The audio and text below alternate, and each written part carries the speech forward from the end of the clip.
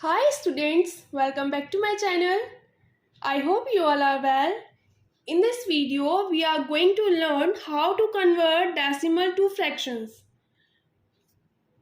Previous video में हम लोगों ने ये सीखा था कि फ्रैक्शन को डेसिमल में कैसे कन्वर्ट करते हैं और इस वीडियो में मैं आप लोगों को बताऊंगी कि डेसिमल को फ्रैक्शन में कैसे कन्वर्ट करते हैं। तो सबसे पहले मेरे पास एक डेसिमल है जो कि टर्मिनेटिंग डेसिमल है। ठीक है, टर्मिनेटिंग डेसिमल मैंने आप लोगों को बताया था, जो हमारा एंड हो जाता है उसको हम टर्मिनेटिंग डेसिमल बोलते हैं। ये देखो हमारा एंड हो जा रहा है तो इसको हम टर्मिनेटिंग डेसिमल बोलेंगे। टर्मिनेटिंग डेसिमल को फ्रैक्शन में चेंज करना बहुत ही ईजी है। देखो क्या करते हैं, न्यूमरेटर में तो हम क्या करते हैं, इस नंबर को एज इट इज लिख देते हैं, बस डेसिमल को हटा देते हैं। ठीक है, डिनोमिनेटर में क्या करते हैं, डिनोमिनेटर में डेसिमल के बाद जितनी डिजिट्स हैं 1 2 3 4 5 6 उतने ही यहाँ पर 1 के बाद 0 लगा देंगे। 1 2 3 4 5 6। ठीक है, ये वाला तो आप लोगों को कन्वर्ट करना आता ही होगा, 4th और 5th क्लास से हम लोग सीखने लग जाते हैं। ठीक है, तो ये था टर्मिनेटिंग डेसिमल का, ये है हमारा टर्मिनेटिंग डेसिमल। अब ये वाला देखो 3 जो है वो रिपीट हो रहा है, ये हमारा नॉन टर्मिनेटिंग डेसिमल है। ये कौन सा है हमारा, नॉन टर्मिनेटिंग, और साथ में ये रिकरिंग भी है। और इसको हम कैसे लिख सकते हैं, 0.3 के ऊपर बार लगा के हम इसको लिख सकते हैं, क्योंकि 3 जो है वो हमारा रिपीट हो रहा है। तो अब देखो इस तरीके के डेसिमल्स को हम फ्रैक्शन में कैसे कन्वर्ट करते हैं, थोड़ा अच्छे से समझना। सबसे पहले हम क्या करते हैं कि जो हमारे पास यहाँ पर नंबर दे रखा है उसको हम x के इक्वल मान लेते हैं, किसी के भी इक्वल मान सकते हो, मैं यहाँ पे x ले रही हूँ। तो ठीक है, x इज इक्वल टू मैंने क्या मान लिया, 0.3 बार। इसको मैंने फर्स्ट इक्वेशन मान लिया। अब देखो जितनी डिजिट जो है हमारी रिपीट हो रही है, कितनी डिजिट रिपीट हो रही है, ओनली एक डिजिट हमारी यहाँ पे रिपीट हो रही है, तो हम यहाँ पे 10 से मल्टीप्लाई करेंगे। अगर 2 डिजिट रिपीट हो रही होती तो हम 100 से मल्टीप्लाई करते, 3 डिजिट रिपीट हो रही होती तो हम 1000 से मल्टीप्लाई करते। ठीक है, इस तरीके से मल्टीप्लाई करते हैं। तो हम यहाँ पे क्योंकि एक डिजिट रिपीट हो रही है तो इसलिए हम यहाँ पे 10 से मल्टीप्लाई करेंगे और दोनों साइड मल्टीप्लाई करना पड़ेगा हमें। तो यहाँ पर अगर 10 से मल्टीप्लाई करेंगे तो ये क्या हो जाएगा, 10x इज इक्वल टू, यहाँ पर अगर हम 10 से मल्टीप्लाई करेंगे 0. मैं इसको ऐसे ही लिख रही हूँ, ठीक है, जैसे लिखा हुआ था क्वेश्चन में। अगर इसमें हम 10 से मल्टीप्लाई करेंगे तो हमारे पास यहाँ क्या आ जाएगा, ये जब इसका 10 में मल्टीप्लाई करोगे तो ये हो जाएगा 3.33। कितने भी 3 लिख सकते हो, मैंने यहाँ पे एक 3 बढ़ा लिया है। ठीक है, तो अब ये हो गया हमारे पास, क्योंकि 10 से मल्टीप्लाई किया तो ये पॉइंट जो है वो राइट साइड चला जाएगा एक डिजिट, तो ये आ गया हमारे पास। 10x की वैल्यू हमारे पास क्या हो गई, 3.333। ये हो जाएगी हमारे पास सेकंड इक्वेशन। ठीक है, ये तो फर्स्ट इक्वेशन और ये सेकंड इक्वेशन। अब हमें क्या करना होता है कि सेकंड इक्वेशन हमारी बड़ी है, ऑब्वियसली दिख रहा है ये 10x है और ये x है, तो सेकंड इक्वेशन में से फर्स्ट वाली इक्वेशन को हमें क्या करना होता है, माइनस करना होता है। ठीक है, तो सेकंड इक्वेशन को एज इट इज लिखे रहने दो, फर्स्ट वाली इक्वेशन को उसके नीचे लिख लो, जिसको माइनस करते हैं उसको नीचे लिखते हैं ना। 0.3 के ऊपर बार लगा हुआ है, हम इसको ऐसे भी तो लिख सकते हैं। ठीक है, तो अब देखो जब 10x, अब हमें ये माइनस करना है, सब्ट्रैक्ट करना है। ठीक है, तो 10x में से x जाएगा, इस x के आगे कुछ नहीं है, इसका मतलब इसके आगे क्या है, 1 है। कितने x है, 1 ही तो x है। ये 10x में से 1x चले जाएंगे तो कितने x बचेंगे, 9x बचेंगे हमारे पास। यहाँ पर 3 में से 0 जाएगा तो कितने बचेंगे, 3 बचेंगे। और यहाँ तो सारी डिजिट हमारी, मतलब यही हमको देखना होता है कि पॉइंट के बाद जो हमारी डिजिट आ रही है ना वो सब सेम होनी चाहिए, जिससे कि वो सारी चीज़ें 0 हो जाए और पॉइंट के बाद हमारे पास हमें 0 0 ही मिले, तभी तो हमारे यहाँ से डेसिमल ख़त्म होगा। ठीक है, तो यहाँ पर हमारे पास डेसिमल हमारा ख़त्म हो गया, क्योंकि पॉइंट के बाद सारी डिजिट सेम आ रही हैं, तो हम माइनस करेंगे तो ये सब क्या हो जाएगा, 0 हो जाएगा। तो 9x इज इक्वल टू 3, तो यहाँ से अगर हम x की वैल्यू निकालेंगे तो वो क्या आ जाएगी, 3/9, और जब इसको कैंसिल आउट करेंगे तो ये हो गया 1/3।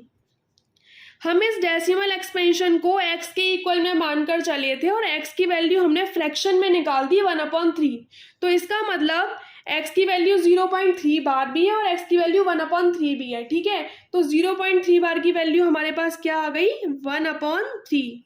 ये हमारा क्या हो गया आंसर। ठीक है, अब उसके बाद एक और क्वेश्चन करते हैं।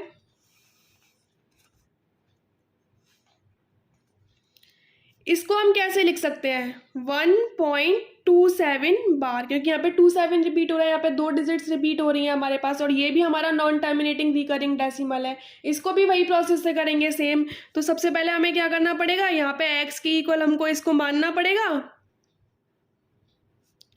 ये हमारी फर्स्ट इक्वेशन हो गई। यहाँ पर 2 डिजिट रिपीट हो रही हैं, इसलिए हम यहाँ पर 100 से मल्टीप्लाई करेंगे। 100x is equal to 100 multiply 1.272727, तो ये हो जाएगा हमारा 100 से मल्टीप्लाई करने पे ही 2 डिजिट आगे चला जाएगा, तो यहाँ आगे हो गया 272727, ये हो गई हमारी सेकेंड इक्वेशन। ठीक है, तो सेकेंड इक्वेशन को मैं यहाँ पे दोबारा से नोट डाउन कर लेती हूँ। 100x इज इक्वल टू 127.272727, और फिर उसके नीचे हम यहाँ पे फर्स्ट इक्वेशन को नोट डाउन करेंगे। x is equal to 1.272727, decimal वाला तो सब्ट्रैक्ट करना आता ही होगा तुम लोगों को। ये 1 को हम इनमें से किसी के भी नीचे नहीं लिखेंगे, इसके नीचे लिखेंगे, इनके आगे तो हम 0 लगा सकते हैं। अब हम इसको सब्ट्रैक्ट करेंगे, तो यहाँ पर मानेंगे 1, 100 में से 1 गया तो कितने बचे 99x, यहाँ पर 7 में से 1 गया 6, और ये तो हमारा एज 127 में से 1 जाएगा तो 126 बचेगा। और देखो डेसिमल के बाद सारी डिजिट्स हमारी कैसी आ रही हैं, सेम, तो ये सब तो 0 ही बन जाने वाली है, तो क्या बचेगा 126। तो x की वैल्यू हमारे पास क्या हो गई 126/99। इसको भी हम कैंसिल आउट कर सकते हैं, 3 4 जार 12, 3 2 जार 6 और 3 3 जार 9, ये हो गया हमारे पास 42/33। अभी भी कैंसिल हो जाएगा, 3 1 जार 3 और 3 4 जार 12, और ये हो जाएगा हमारे पास 11, तो 14/11 हमारा आंसर हो जाएगा। ठीक है, तो इसकी वैल्यू हमारे पास क्या आ रही है 14/11। ये डेसिमल को हमने यहाँ पे फ्रैक्शन में चेंज कर दिया। ओके, अब एक और बचता है हमारे पास, इसमें देखो इसको हम कैसे लिख सकते हैं 0.235। अब यहाँ पर थोड़ा सा अलग है, यहाँ पर क्या है, रिपीट जो हो रही है ना पॉइंट के बाद डिजिट 35 ही रिपीट हो रही है केवल, और 2 एक ऐसी डिजिट है जो रिपीट नहीं हो रही है। बाकी जो हमारे पास ऊपर वाले क्वेश्चन थे उनमें क्या था कि पॉइंट के बाद जितनी भी डिजिट लिखी हुई थी वो रिपीट हो रही थी। यहाँ पर पॉइंट के बाद जितनी डिजिट लिखी हुई है उनमें से एक रिपीट नहीं हो रही है, केवल 2 ही रिपीट हो रही हैं। तो इस तरीके के क्वेश्चन को कैसे करते हैं, ठीक है। और एक चीज़ माइंड में रखना, मैंने ये बोला कि पॉइंट के बाद जो डिजिट है वो हमेशा सेम आनी चाहिए, जिससे कि हम 0 बना लें, पॉइंट के बाद हमारे पास पॉइंट ना बचे, क्योंकि हमें यहाँ से डेसिमल को ख़त्म करना है। ठीक है, तो सबसे पहले हमें क्या करना पड़ेगा, सबसे पहले तो हमें ये x के इक्वल मानना पड़ेगा। मैं यहीं पे मान लेती हूँ। ठीक है, सबसे पहले हमने मान लिया x इज इक्वल टू क्या है हमारे पास, ये है, तो इसको मैं फर्स्ट इक्वेशन मान के चलती हूँ। अब एक बार तो मैं 10 से मल्टीप्लाई कर लेती हूँ। अगर मैं 10 से मल्टीप्लाई कर लूँगी तो ये पॉइंट यहाँ चला जाएगा, मतलब पॉइंट के बाद क्या हो जाएगा हमारे पास 353535 हो जाएगा। फिर एक बार मैं इसी इक्वेशन में 1000 से मल्टीप्लाई कर लूँगी, तो 1000 से मल्टीप्लाई करूँगी तो ये पॉइंट जो है वो यहाँ आ जाएगा, क्योंकि 3 डिजिट आगे चला जाएगा, तभी भी हमारे पास पॉइंट के बाद क्या बचेगा 353535 ही बचेगा, क्योंकि 35 पे बार लगा हुआ है तो यहाँ पे 3535 भी आएगा आगे।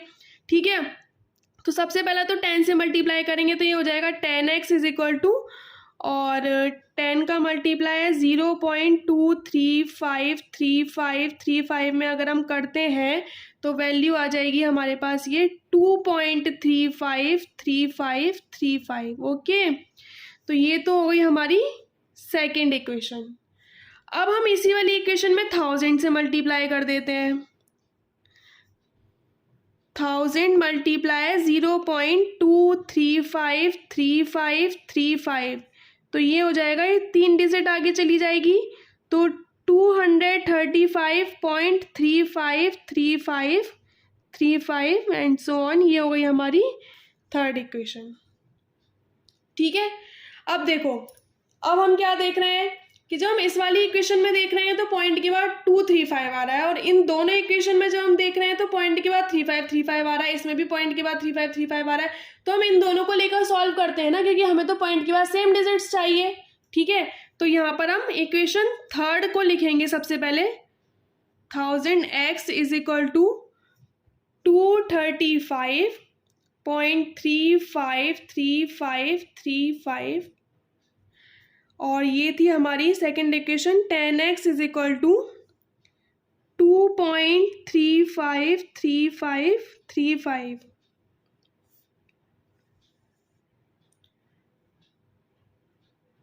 तो 1000 में से अगर 10 गया तो कितना बचता है 990x इज इक्वल टू 5 में से 2 गया 3, ये हो गया, और पॉइंट के बाद तो 0 0 आ ही रहा है, तो x इज इक्वल टू हो जाएगा 233/990, ये हमारा आंसर हो जाएगा।